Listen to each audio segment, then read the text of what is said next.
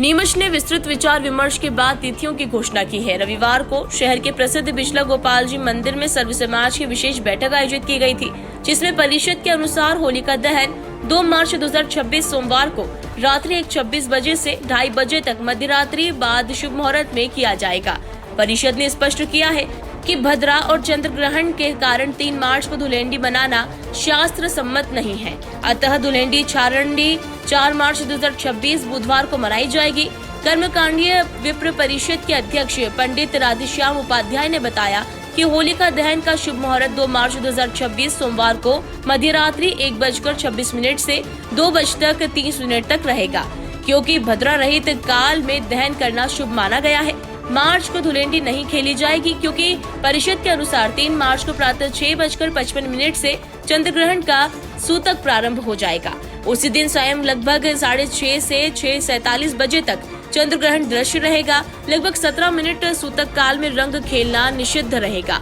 पूजा पाठ भोजन आदि वर्जित माने गए हैं। ग्रहण समाप्ति के बाद स्नान दान का विधान है। इसी कारण 3 मार्च को धुलेंडी मनाना अशुभ बताया गया है। 24 फरवरी से 2 मार्च 2026 तक होलाष्टक, 2 मार्च को शाम 5:56 से पहले होली का पूजन, 2 मार्च रात्रि 1:30 बजे के बाद से 3 मार्च प्रातः 6:55 से सूर्योदय तक डोरा लेना एवं गणगौर पूजन, होली डंडी करना तथा 4 मार्च 2026 बुधवार को धुलेंडी का पर्व मनाया जाएगा।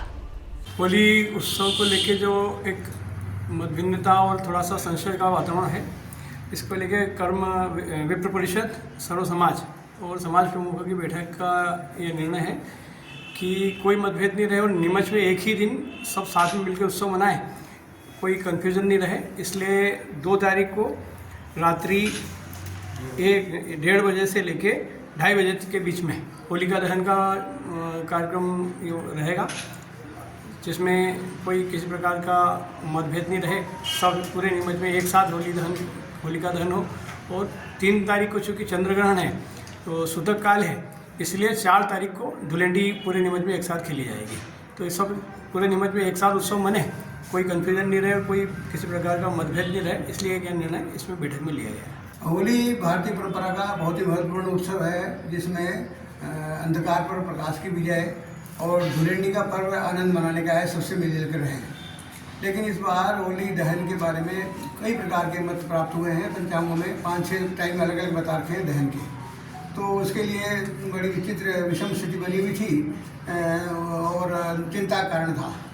तो इसका निवारण करने के लिए कर्मकांडी परिषद ने मीटिंग आउट की और विभिन्न प्रकार के पंचांगों का अवलोकन किया, धर्म सिंधु, निर्णय सिंधु, इनका अवलोकन किया और भी जो ग्रंथ इसमें काम आने वाले थे उनको देखा और अंतर्गतवा होलिका दहन 2 मार्च को रात्रि को 1:30 बजे भद्रा पुंछ के अंदर करने का निर्णय लिया गया। इसके पीछे हमारा आधार सबसे प्राचीनतम और महत्वपूर्ण पंचांग है वल्लमणि राम और जय विनोदी और श्री बंशीधर और सम्राट पंचांग, ये हमारे मूल आधार है। और हमने भी खुद ने कैलकुलेशन करके देखा कि भद्रा पुंछ कितने बजे प्रारंभ होता है और उसके पीछे हमने श्लोक भी दिए हैं कि भद्रा पुंछ में जो भी काम किए जाएंगे वो सभी सिद्ध होंगे, ऐसा मतलब उल्लेख उसमें मतलब प्राप्त है जो हमारे पत्रक में हमने लिख रखा है। और रही बात धुलेंडी की, तो दूसरे दिन सामान्यतः धुलेंडी होती है, लेकिन दूसरे दिन ग्रहण का मतलब जो है सूतक प्रारंभ हो जाएगा सूर्योदय से ही। और कोई भी उत्सव हम प्रारंभ करते हैं तो भगवान को से प्रारंभ करते हैं, भगवान को होली खिला करके और उसके बाद में शुरू होता है। लेकिन ग्रहण में भगवान विश्राम अवस्था में रहेंगे और उस दिन ग्रहण काल में सूतक में एकांतवास करना, भगवान के भजन करना, इसका आदेश है हमारे ऋषि मुनियों का, एकांतवास करने का। तो उस दिन केवल भगवान जो आदेश का पालन करते हुए सूतक से और ग्रहण पूर्ण होने तक हम सब लोग मतलब जो है उनके आदेशों का पालन करें और धर्म कर्म मानसिक रूप से पूजा अर्चन करें। प्रत्यक्ष पूजा होती नहीं है और इसी कारण मंदिर भी बंद रहेंगे।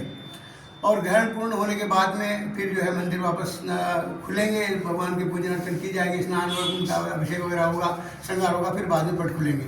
इस कारण इस दिन केवल मतलब जो है जब भगवान खुद ही मतलब विश्राम अवस्था में है तो हम क्यों मतलब जो है ये उत्सव मनाएं।